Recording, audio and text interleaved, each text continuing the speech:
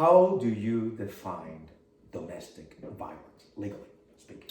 Legally speaking, there's the criminal side of things, okay? And I don't deal with the criminal issues. I deal with the protection from abuse, which states that if you have physically harmed someone or you have used threats of physical violence to control and coerce another individual. And, I think when we say violence, everybody pictures in their mind the guy who comes home and he gets drunk and he's had a bad day and his wife burns the roast and he punches her. That's certainly domestic violence, but there are many different forms of domestic violence. I once had a case where a man would sleep with his wife's car keys under his pillow.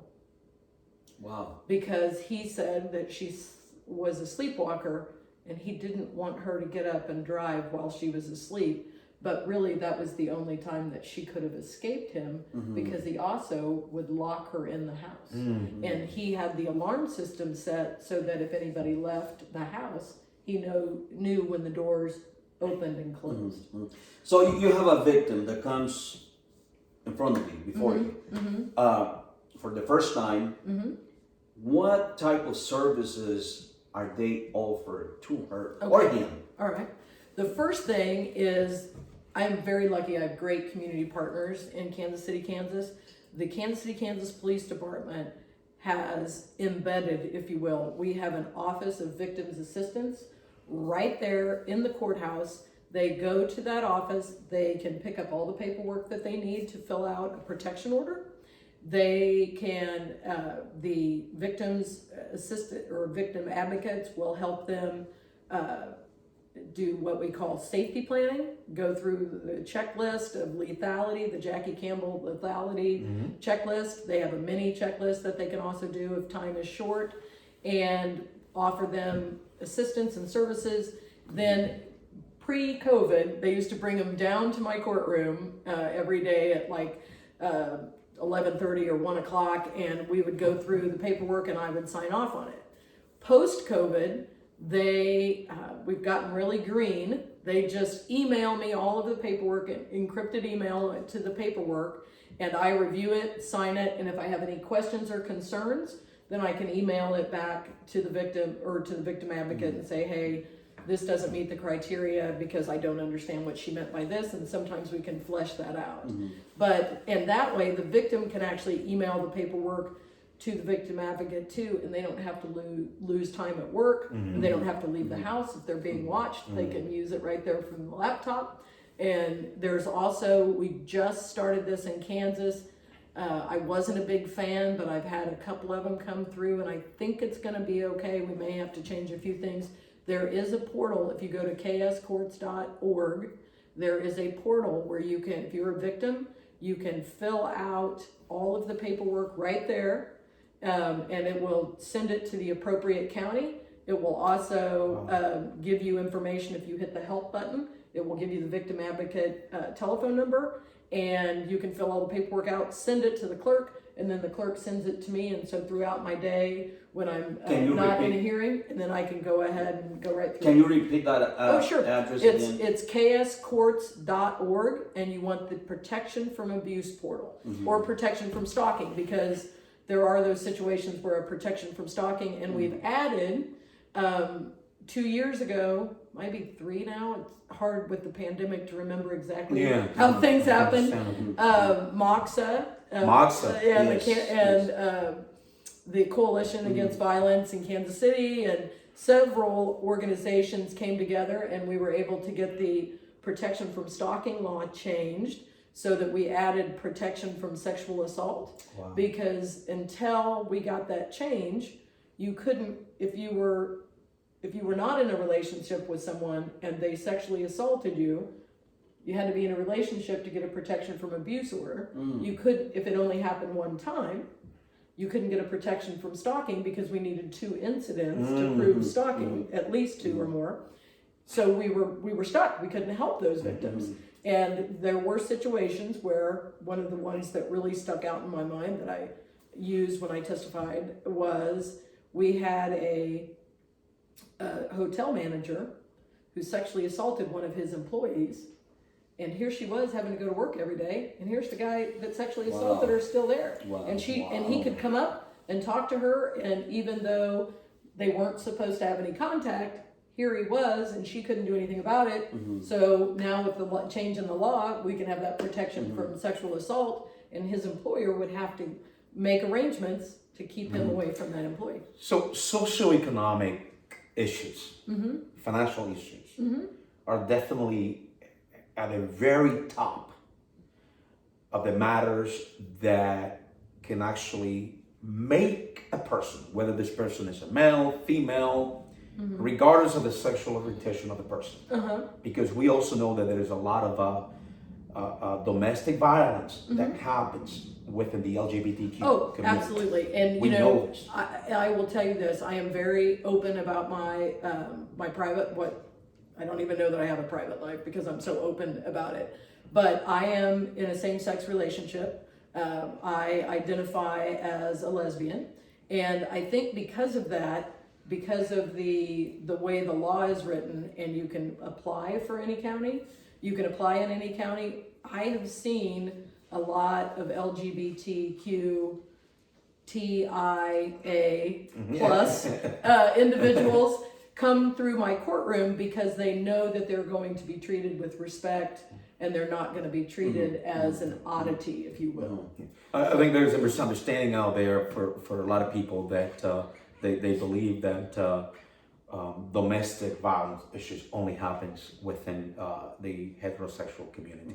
And that's not true. That is not true. That's not true. And in fact, I think sometimes when people are forced because of societal norms or what they feel are the majority of society, when they're forced to live on the margins, that makes them easier to victimize.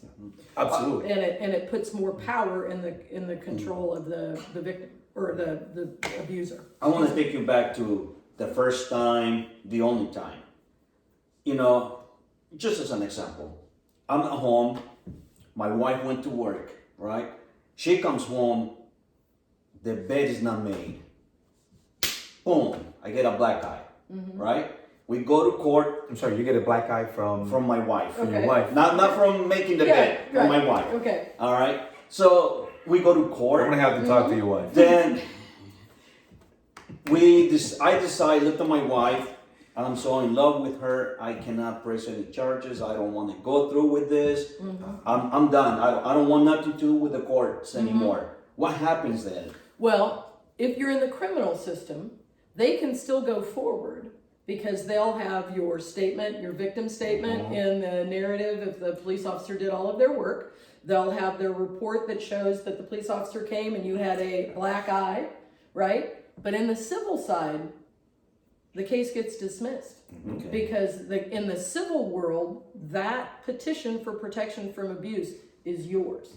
So if you come forward to me and you say, Judge Lynch, I want to dismiss this, then I'm going to go through, I have kind of a checklist that I have memorized, and I'm going to say, all right, Mr. Cervantes, I understand. I've been taught by the National Council of Family Law and Juvenile Court Judges that it's this, you as a victim, you don't have a lot of autonomy, so we need to let you make this decision. However, you understand that if you dismiss this case, you're not going to have any protection under this order, and she can come back into the home.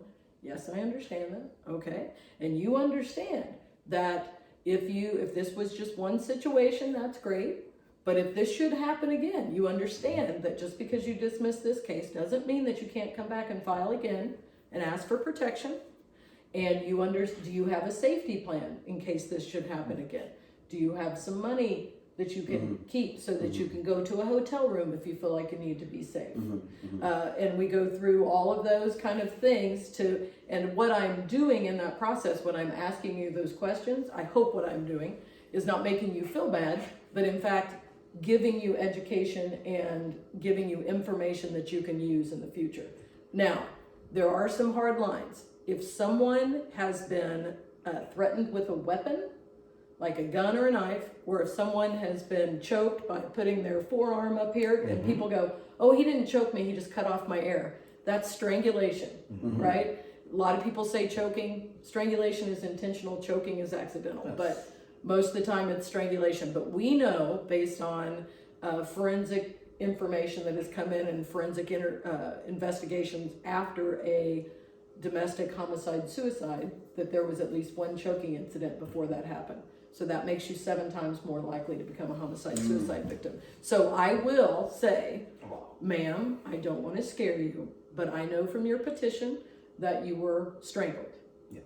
And I just want you to understand that that makes you 7 times more likely to become a homicide suicide victim. And if you have children, that's 10 times more likely. We also know that the abusers that are so narcissistic that they are willing to take the one thing that you need to breathe, that you need for life is air. It's the first thing we do when we're born. That he will kill the children in front of you and then kill you, so you know your kids are dead when you die, and they don't kill themselves. Yeah. I remember that particular incident when I was a police officer. I was called to interpret for detectives, and this male, the suspect, strangled his wife. And one thing that he said was, "She did not tell me to stop. She did not tell me to stop." And when you looked at the victim, this poor woman, you can see the evidence that she had been a victim over and over. And when you looked at the records, she had been victimized. She was the habitual victim of domestic abuse. And it's easy. Well, it is easy for somebody to become the habitual victim of domestic abuse. And we just saw your nephew fighting in a professional fight in a cage. In a cage, the fighter taps out. Sometimes the fighter doesn't tap out. However, there's a referee that stops the fight. In the streets, people do not have that opportunity. And even when people ask for clemency, they do not get it. It's tough. And well, and you know, victims are, we've seen it, we all watch court TV, we've all seen, you know, the demonstration or the entertainment on TV where they have the victim on the stand and they're asking her questions and she can't recall. Well, when you are being strangled, right, your body starts to shut down and it's sending oxygen and it needs oxygen, so it's sending it to your vital organs to keep you alive. So sometimes your brain, when it's deprived of oxygen, during that traumatic event and you're gasping for breath, you can't talk, you can't say no because you can't speak, and you can't remember all of the facts. That's correct. And things get scrambled so you don't remember chronologically. Did this happen first or did that happen first? And well, I don't know. And a lot of times victims have been hurt so many times that they are walking around and don't even know that they have traumatic brain injuries and they don't have good recall. we because know of that. That's true. We know that professional fighters will suffer for what is called, whether you're a boxer or a mixed martial arts fighter, you will suffer for what is known as dementia pugilistica. And we also know that professional football players will suffer from what is called CTE. Right. And I don't want to mispronounce this, but I believe it's called no, it's, oh my God, traumatic Encephalitis. Chronic traumatic encephalitis. Yes. Interesting situation in our family. I had a beloved cousin, my cousin Mike. He was my mom and dad's godchild, and they, you know, didn't have kids for a while, and so he was like their own child, and so he was very, very close to my parents. But he was diagnosed with CTE, and he only had 2 concussions that he could recall. One at Rockers High School and one when he played football in Nebraska. And so just those 2, and they believe that that's what led to his CTE. Wow. So it doesn't, even though the word chronic is in there, it doesn't have to be constant. I think when we think chronic, we think constant, but it doesn't have to be. It just has to be where you sustain such a bad concussion that slowly in there your brain, the brain matter is not recovering. Yes.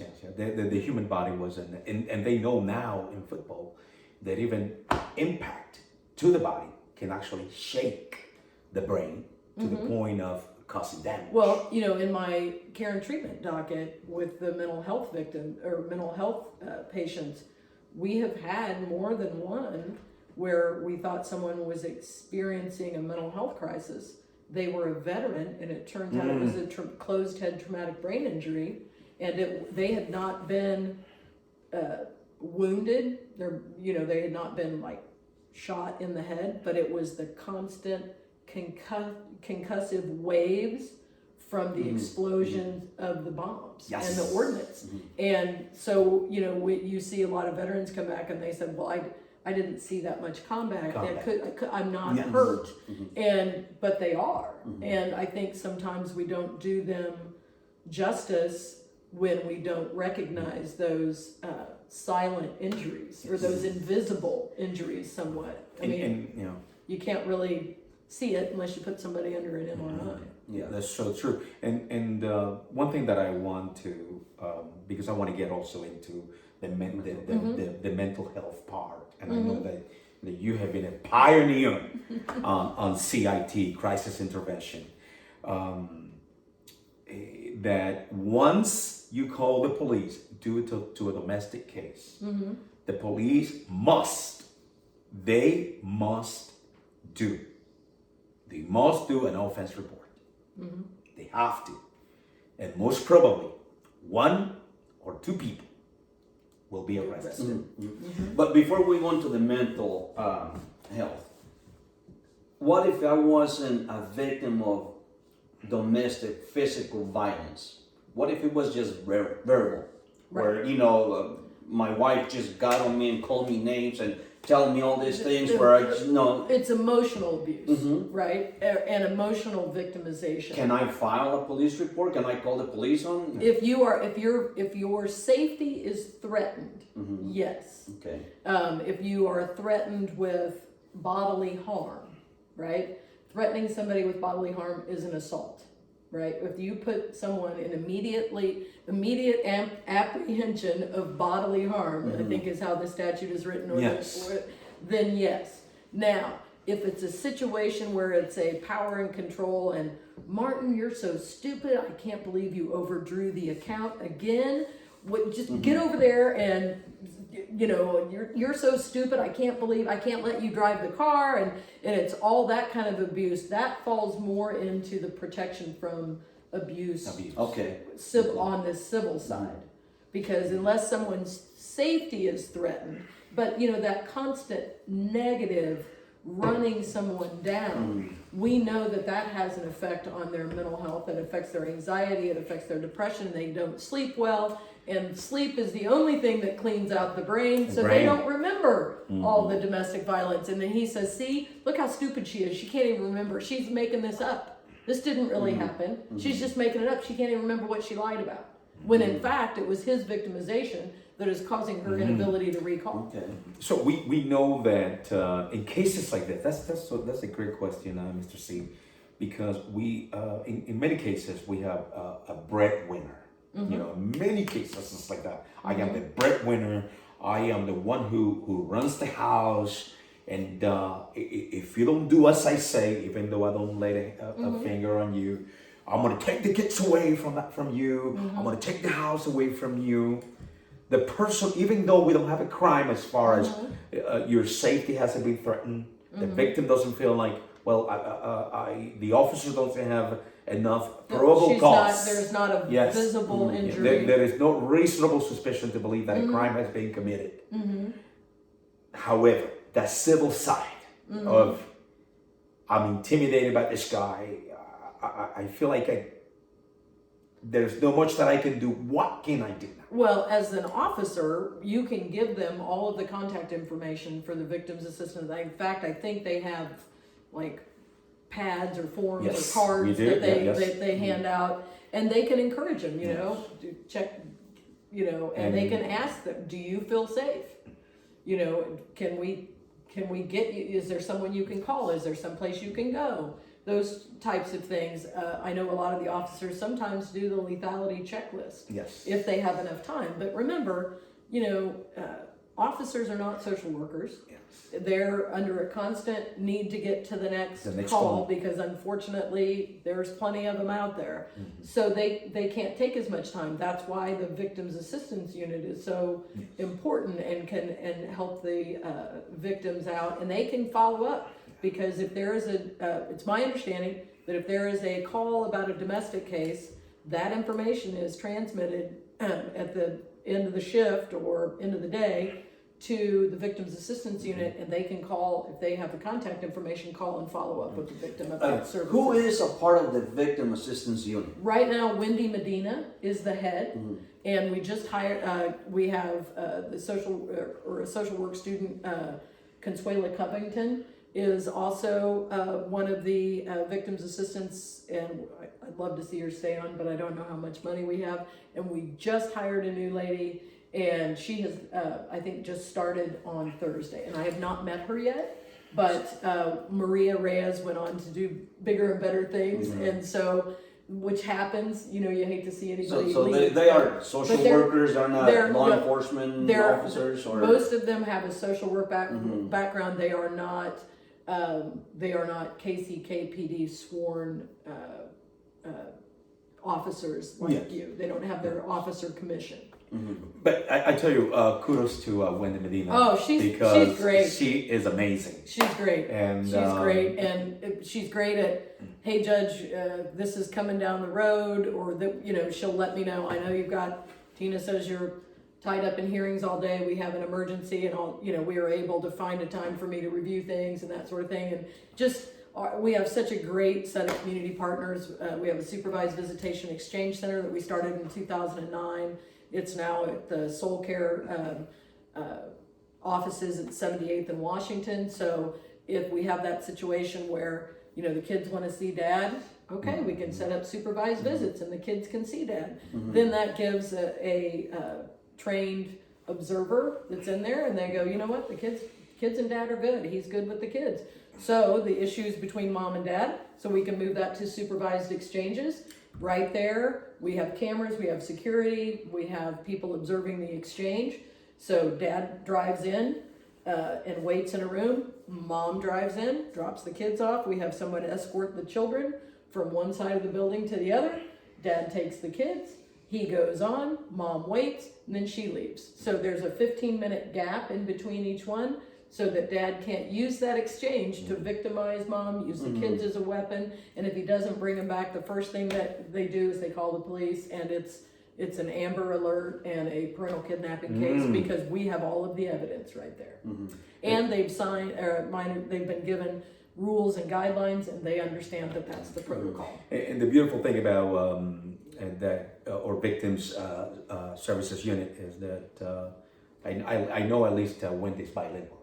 Oh yes, we have. I believe Consuelo. Consuelo, I don't really know. I don't know Consuelo, but we know, and I know this from experience, from being a former police officer, that we had a lot of issues with the Hispanic community, where the machismo mentality, where. Well, that's true. There's, the machismo, and I'm the charge of the house, and there are rules in different countries about what happens, and they think those rules are the same in the United States, and they're not. Yes. And we have, but the thing that irritates me about there are people out there who are anti-immigrant. Yes, that allows them to be victimized. Yes. Because people prey on that. Yes. I have had more than one case where someone is a United States citizen. They have children with or in a relationship with someone who may not have all of their papers in order, and the victim believes, well, if I come to court, I'm going to be taken in by ICE. We don't do that. I don't. Nothing in the Protection Act has me check anybody's citizenship. I don't care. That is not my concern. That is not my jurisdiction. My jurisdiction is making sure people are safe.